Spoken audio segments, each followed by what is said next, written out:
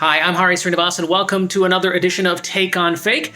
In this episode, let's take a look at the rise in xenophobia and the surge in racial harassment against people of Asian descent, all because of misinformation about the coronavirus. Let's go back in time, all the way to the end of January 2020, when the whole world was waking up to what COVID-19 was. There was a video on YouTube that resurfaced.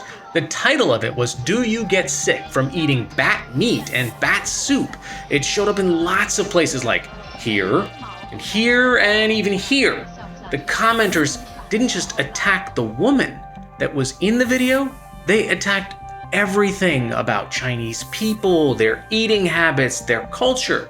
This video wasn't even filmed in China. It wasn't even filmed during the time of the coronavirus. It was filmed 3 years ago in the Pacific island of Palau. Who knows that?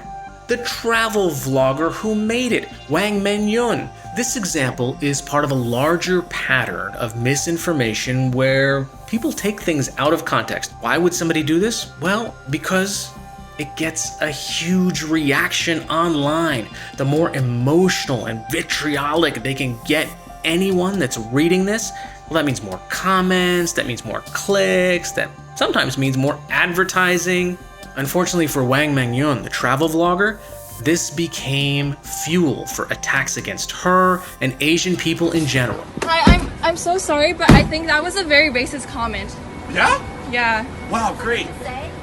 I said you dropped your coronavirus. In the past couple of months, people of Asian descent have been sharing their stories on social media of how they've been shunned, they've been targeted, they've been racially harassed and discriminated against. We spoke to Dr. Russell Zhang, who helped develop a website where Asian Americans can report the kind of shunning, verbal harassment, and physical assaults that they may have experienced. So in January and February, we saw a spike of xenophobic responses in news stories, and we realized that on the ground, it was occurring regularly.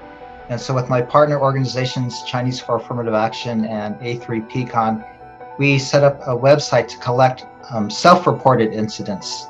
And since we opened up, we've had a flood of responses. So over 100 cases every day. Does it cut across geography? Does it cut across age, gender? One of the major trends we're noticing is that women are 3 times more likely to be harassed than men. And that it's not just Chinese people who are being attacked, but anybody who looks Chinese. So it's racial profiling. What I see happening, like in any instance when Asian Americans face racism or any people of color face racism, is that there's always resistance. I want for Asian Americans to continue to rally and to challenge xenophobic statements and to work with the government to develop strategic policies to help our communities. Let's use social media to bring people together, not divide us. Until next time, don't spread fake news, keep it real. I'm Hari Srinivasan, and this is Take on Fake. If you were a witness to or a victim of racial discrimination that you think is motivated by the coronavirus, look at the link in the description below. And if you have something that you've seen in your social feeds that doesn't sit right and you want our team to take a look, please leave it in the comments below. Thanks. See you next time.